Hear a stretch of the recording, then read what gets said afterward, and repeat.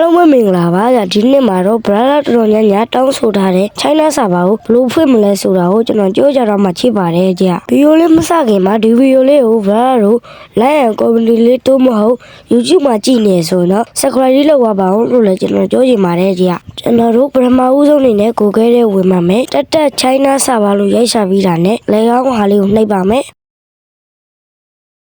နှိပ်ပြီးတာနဲ့သူ့ရဲ့လင်းလေးကိုကြာသွားပါလိုက်မယ်အဲ့မှာတက်ဆိုတဲ့ဟာလေးကိုနှိပ်ပြီးတော့ down လိုက်ရုံပါပဲဟိုကတော့ရှိပြီးသားမှုလို့မ down တော့ပါဘူး down ပြီးတာနဲ့တက်ဆိုတဲ့ application နဲ့ဝင်ပါမယ်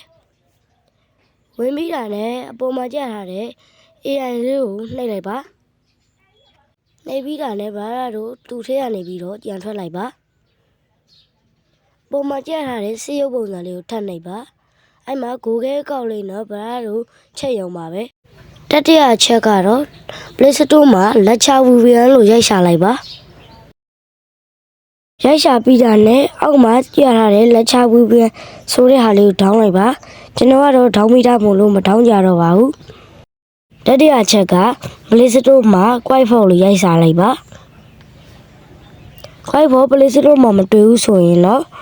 မတွေ့တဲ့သူတွေအတွက်ဆိုရင် Google မှာတွားပြီးထောင်းလိုက်ပါGoogle ပါဆိုရင် Quiet ပြီးဝင်ရလို့ရိုက်ရှာပြီးတာနဲ့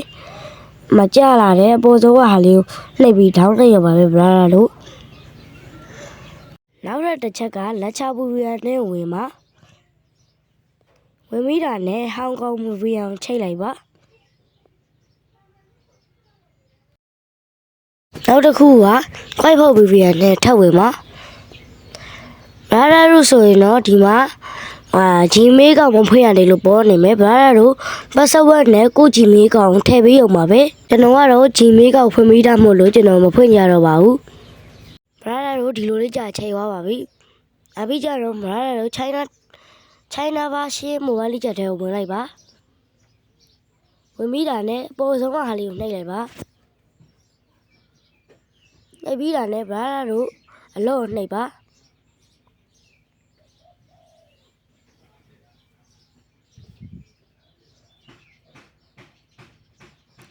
အလို့နှိပ်ပြီးတာနဲ့ brother တို့တက်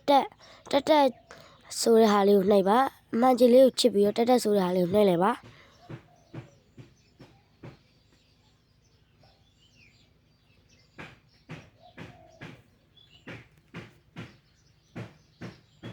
နှိပ်ပြီးတာနဲ့သူအဲ့လိုလေးကြာလိုက်ပါလိုက်မယ်နောက်ထပ်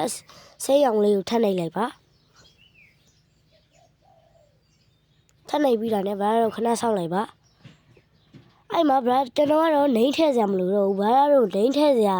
လိုသေးရဆိုရင်ကျွန်တော်ရဲ့ YouTube channel မှာကျွန်တော်နှိမ်တရုတ်နာမည်ကြီးကျွန်တော်ပေးထားပါတယ် brother တို့ကျွန်တော် YouTube channel မှာတရုတ်နာမည်ကြီးကိုလာယူလို့ရပါတယ်အခု China ဘာရှင်းလေးရပါပြီ